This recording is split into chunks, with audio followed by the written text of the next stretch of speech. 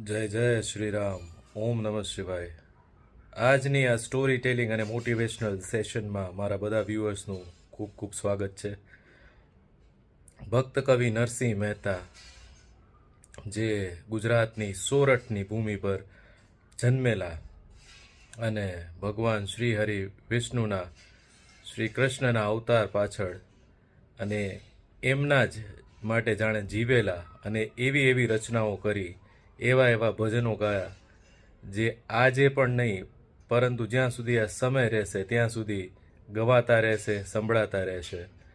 અને એ જ ભક્ત કવિ નરસિંહ મહેતા આપને શીખવી ગયા કે અતૂટ વિશ્વાસ જ્યારે ભગવાન શ્રી હરિ વિષ્ણુના નામ પર, એમની ઈચ્છા શક્તિ પર અને એમની ભક્તિમાં જ્યારે અતૂટ અને અખંડ વિશ્વાસ હોય, ત્યારે આ જીવન એકમાત્ર માધ્યમ બની જાય છે જીવથી શિવની યાત્રાનું અને શિવથી શિવોહમ બનવાની યાત્રાનું. તો આજે સંક્ષિપ્તમાં આપણે ભક્ત કવિ નરસિંહ મહેતાની જીવની અને એમનાથી પ્રભાવિત થઈને જે ઉત્સાહ અને મોટિવેશનનું જીવનમાં સંચાર કરવાનો છે એ આપણે જાણવાના છીએ. તો આ વિડીયોને અંત સુધી અવશ્ય જોજો. આ વિડીયોને જો તમે પસંદ કરો તો લાઈક અને શેર અવશ્ય કરજો અને વારંવાર જોઈ ઉત્સાહિત થજો. અને આપણી આ લોકકથા, જે આપણી રગે રગમાં ઉત્સાહ વધારે છે, જીવન જીવવાની જીવન કલા શીખવે છે, એને પણ વધારે ને વધારે ફેલાવજો.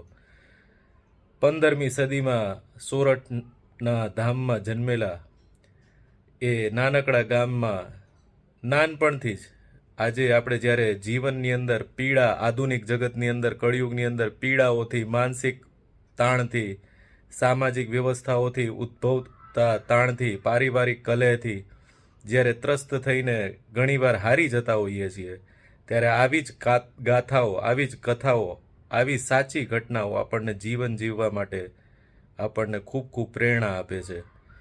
ભક્ત કવિ નરસિંહ મહેતા, જે જનતા વેત જ માતા પિતાનું છત્ર ખૂબ જ નાની વયે ગુમાવી દે છે અને જેમને બોલી શકવાની શક્તિ નથી, અને એમને લોકો એવું સમજી લે છે કે આ બાળક ક્યારેય બોલશે નહીં, એક સંત મહાત્માના સ્પર્શથી અને એક સંત મહાત્માની પ્રેરણાથી કે રાધે કૃષ્ણ બોલીશ તો તું અવશ્ય ઉચ્ચારણ કરી શકીશ, અને પહેલાં તૂટેલું ભાંગેલું રાધે કૃષ્ણ બોલવાનું એવું ચાલુ કર્યું કે જીવન પર્યંત નહીં પરંતુ લાગે છે આ સમયના અંત સુધી એમના ભજનો, એમની રાધે કૃષ્ણ પ્રત્યેની એમની ભક્તિઓથી ગવાયેલા લખાયેલા પદો આપણા કાનમાં ગુંજતા રહેશે.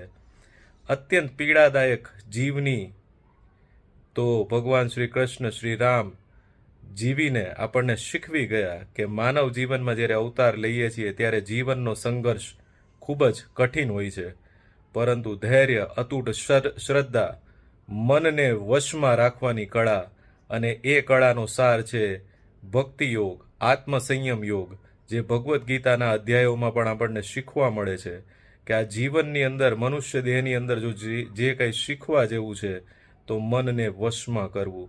અને ભક્ત કવિ નરસિંહ મહેતા જાણે કોઈ એક અવતારી પુરુષ તરીકે જન્મ્યા હોય, એમણે પોતાના મનને વશમાં કર્યું પ્રભુ શ્રી હરિ વિષ્ણુના એ રાધે કૃષ્ણના નામ લઈને.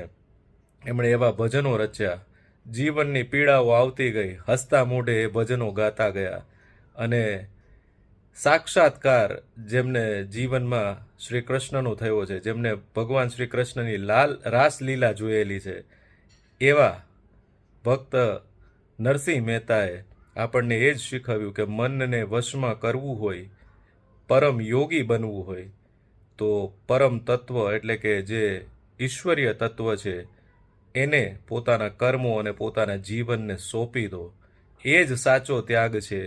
કોઈ પણ પરિસ્થિતિ હોય, સુખ હોય, દુઃખ હોય, તડકો હોય, છાયો હોય, શારીરિક કે માનસિક તાણ હોય, સામાજિક કલહ હોય, કોઈ બી પરિસ્થિતિની અંદર જ્યારે હસતા મુખે પ્રભુની શરણોમાં જઈને, પ્રભુનું સ્મરણ કરીને, પ્રભુને સાચા ભાવથી, સાચા મનથી યાદ કરવામાં આવે તો એ અવશ્ય તમારી હુંડી સ્વીકારશે અને તમારા બધા પૂરતા કામો, તમારી મનોવાંછિત ફળ તમને આપશે.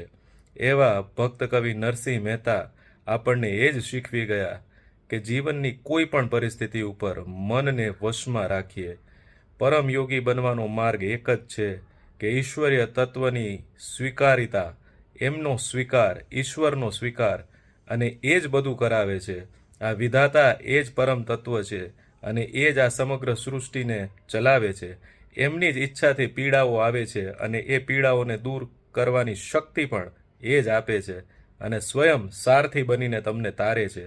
એ નરસિંહ મહેતાના જીવનમાં અવનવા પ્રસંગો બન્યા જ્યારે અશક્ય શક્ય થયું, અસંભવ સંભવ થયું, અને એ પણ પ્રભુ શ્રી હરિ કૃષ્ણના એ સાક્ષાત્કાર, એમના પોતાના ભક્ત માટેના એ પ્રેમને કારણે, એ લાગણીને કારણે ભક્તને ક્યારેય એમના ભગવાન દુઃખી નથી થવા દેતા. એનું જો સર્વશ્રેષ્ઠ જ્વલંત ઉદાહરણ કોઈ હોય તો એ ભક્ત કવિ નરસિંહ મહેતા છે. અને એમના જીવનમાં એવા પ્રસંગો બને છે, આપણે સૌ જાણીએ છીએ એમની ગાથાને, કે એમને એમના પારિવારિક કલહની અંદર પણ પોતાની ઈશ્વર પ્રત્યેની શ્રદ્ધા નથી ગુમાવતા. જ્યારે એમને ઘરમાંથી કાઢી મૂકવામાં આવે છે ત્યારે પણ ભગવાનના મંદિર પર જઈને એમણે રાધે કૃષ્ણ અને એમના ભજનો જ ગાયા છે. એ સિવાય કાંઈ નથી કર્યું અને સ્વયં ભગવાને આવીને એમના દુઃખ દૂર કર્યા છે. એમને વધુને વધુ શક્તિ અને પ્રેમ આપ્યો છે. એવી જ રીતે જ્યારે એમના દીકરા દીકરીના વિવાહ નહોતા થતા અને એમાં પણ જે અડચણો આવતી હતી, એમાં પણ જે કસોટીઓ થતી હતી, એમાં પણ ભગવાને સ્વયં આવીને આખા પ્રસંગો કરી આપ્યા છે. એ ચમત્કારો કરી બતાવ્યા છે જેમાં રાજા રજવાડાઓ પણ અને સમગ્ર નગરજનો, સમગ્ર સમાજ જોતો રહ્યો છે કે જો ઈશ્વર પર અતૂટ અને અખંડ શ્રદ્ધા હોય તો અસંભવ પણ સંભવ થાય છે. અને જે ઈશ્વરીય તત્વને પામી જાય છે એ ત્યાગની ભાવનાથી જીવે છે. એ સંસારમાં હોવા છતાં પણ પરમ તત્વની અંદર જ જીવે છે. અને જેમને ઈશ્વરનો સાક્ષાત્કાર છે, જેમને સાચો સાત્વિક ભાવ છે, એમના માટે કશું જ અસંભવ નથી હોતું. એમના માટે સુખ દુઃખ, માન અપમાન, તડકો છાયો આવું રહેતું જ નથી. એની વ્યાખ્યા નરસિંહ મહેતાએ કરી છે. અને એ નરસિંહ મહેતાના ભજનો આજે પણ ગુજરાતમાં નહીં, સમગ્ર વિશ્વમાં સાચા કલાકારો, સાચા સાત્વિક ભક્તિભાવવાળા લોકો અવશ્ય યાદ કરીને ગાય છે. વૈષ્ણવજન તો એને કહીએ જે પીડ પરાઈ જાણે રે.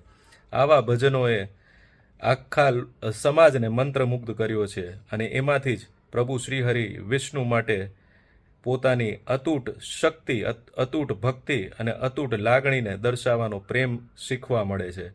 તો આવા ભક્ત કવિ નરસિંહ મહેતાને કોટી કોટી પ્રણામ છે. એક અવતારી પુરુષ તરીકે આપણને ઘણું શીખવી ગયા. મનને વશમાં રાખીએ. આપણા મનને પરમ યોગી બનાવવા માટે આપણે ઈશ્વરીય તત્વ ઉપર અતૂટ અખંડ શ્રદ્ધા રાખીએ. જીવન જીવવાનો સર્વશ્રેષ્ઠ માર્ગ એ જ છે. મિત્રો, તમને મારી આ સ્ટોરી ટેલિંગ અને મોટિવેશનલ સ્પીચ ગમી હશે, આ વ્યાખ્યાન ગમ્યું હોય તો આ વિડીયોને લાઈક અને શેર અવશ્ય કરજો. અને વધુને વધુ આ વિડીયો જોજો, વારંવાર જોજો. મિત્રો, સગાવાલા અને પરિવારજનોને અવશ્ય જણાવજો. જીવનની કોઈ પણ મુશ્કેલીઓ આવતી હોય તો આ વિડીયો અવશ્ય જોઈ પ્રેરણા લેજો. અને મારા કમેન્ટ બોક્સમાં જઈને જગદંબ, ઓમ નમઃ શિવાય, હર હર મહાદેવ અવશ્ય લખજો, જેથી મને પણ પ્રેરણા મળે કે હું આવા ઉત્સાહિત મોટિવેશનલ વિડીયો સ્ટોરી ટેલિંગ બનાવી તમને પણ ઉત્સાહિત કરતો રહું. ફરી મળીએ આગામી સ્ટોરી ટેલિંગમાં. ત્યાં સુધી જગદંબ.